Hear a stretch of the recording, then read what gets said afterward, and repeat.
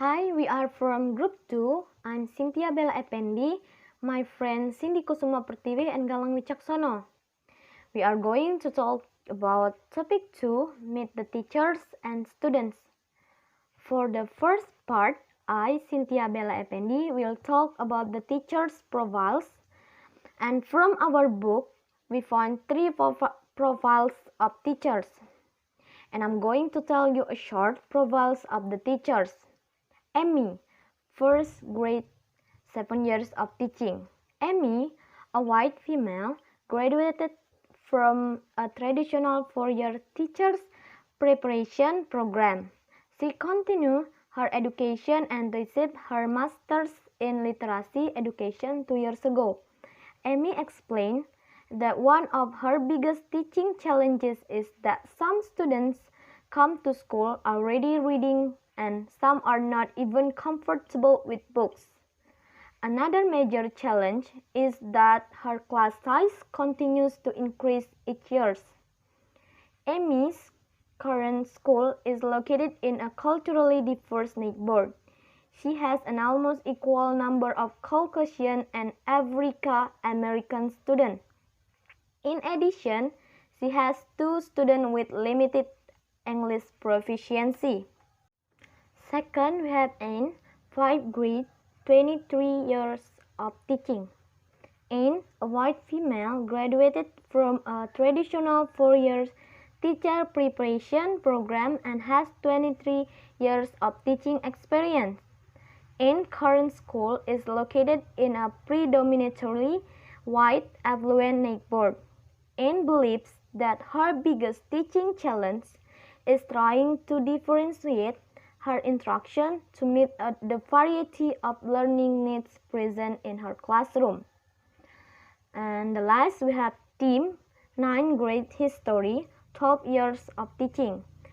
Tim, an African American male, spent 5 years in retail management before deciding that he wanted to pursue his dream of becoming a teacher.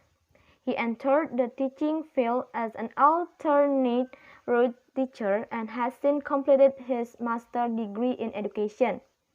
Tim works in a culturally diverse school district with students from a working class background. Tim believes that one of the most challenging aspects of teaching is planning lessons that are relevant to students' lives so that he can engage them in the learning process. Okay, from the 3 profiles, we found 5 challenges for teachers.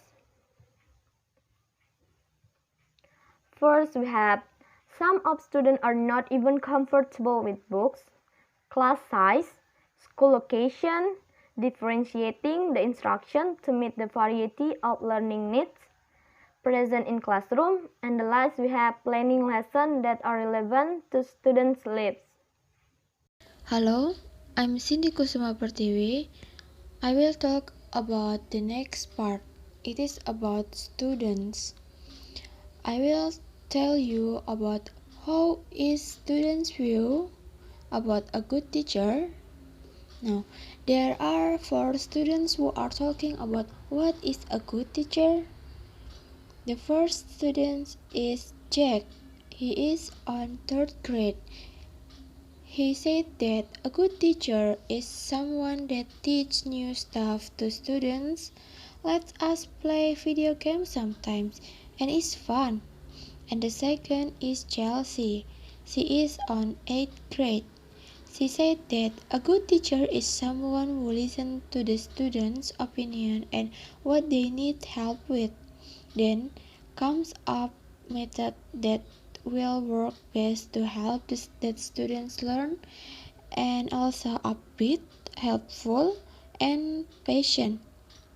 And the third student is Chris. He is on 10th grade.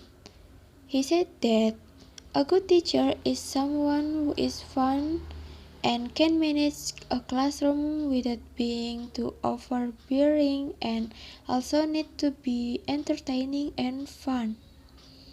And the last is Jessica. She is on 12th grade. She said that a good teacher is someone who cares about their students as individuals, not just as students. Hey, my name is Galang Wijaksono, and I will continue the presentation. The next part is the students and teachers problem. First, lack of teamwork, empathy, and support between students. With a stronger focus on individual student performance, many teachers feel that teamwork doesn't play an important enough role in classrooms. If students spend the majority of their time working individually, they don't get the opportunity to better their social and teamwork skills. These are especially important to develop in elementary and middle school. 2. Teachers working too many roles at the same time. Social worker, psychoeducator, and counselor represent only a few of the hats that teachers are expected to wear throughout the day. In order to help their students, they feel compelled to adopt these roles themselves. Even though they don't have the proper training, they still do it, though, because they care. 3. No time to deal with bodily functions. All throughout the day, teachers must jump from one task to the next and are often forced to neglect their own bodies. There are no bathroom or water breaks for teachers.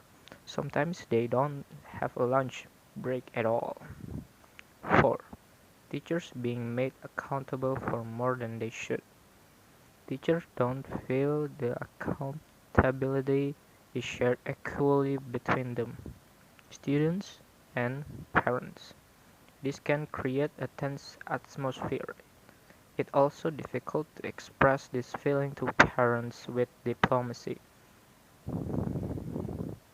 But when parent night comes, ready or not, teachers put their game face on. Not enough time to plan. Teachers often decry the lack of time they given to prepare, plan, executed, plan and execute all the tasks that are demanded of them, updating the content, representation, and document, correcting older material, and adaptive subject to a new cohort of students are some of the tasks the teacher would like more time for. 6. Excessive paperwork for data collection. In order to build reliable statistics, school and district administration ask that teachers compile large amount of data, such as grade and student growth indicators like SEL and collaborations. Teachers have difficulty with this because of the additional time it requires and the fact that, once again, it takes precious time away from preparing quality content for their students. 7. Keeping up with expectations of school. A lot of teachers feel that more and more is expected of them from their school administration. Offer constant support to the student, keep a line communication open with parents, give more personalized help to students who need more attention to succeed, and so on. While teachers do want to provide the best support to their students, they maintain they don't receive enough paid time to do so. Access to specialized personnel and more time outside of class are some suggested ways to improve support and meet those increasing expectations. 8. Applying a prescribed curriculum to all types of students. You can ask any teacher and they will tell you every student is different. They learn at different speeds, and they each have their own way taking in content and remembering it. Problems arise when teachers are expected to apply a fixed curriculum to students with vastly different needs.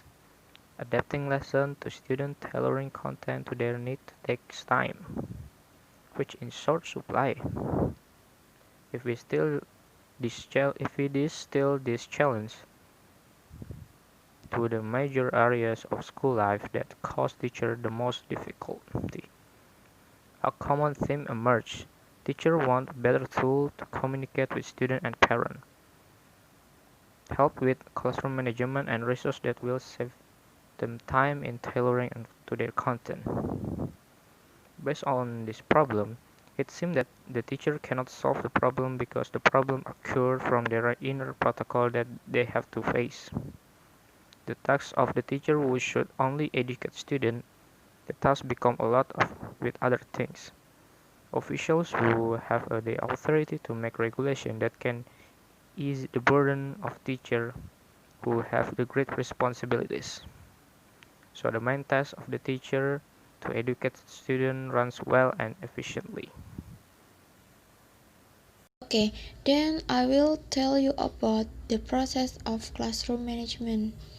For prevention, the first is we have to organizing the physical design, and the second we have to establishing roles and routines, and the third we have to developing relationship, because as a teacher we have to make a good relationship to students so the learning can run well. And the last, we have to implementing engaging instruction. Okay, if the instruction that we give are interesting, the students will be more comfortable to learn with our class. And for the response, there is addressing discipline. This is the reference from our presentation. And that's bring us to the end. I'd like to thank you for your time and attention. I hope this presentation will be useful for all of us. Assalamualaikum warahmatullahi wabarakatuh.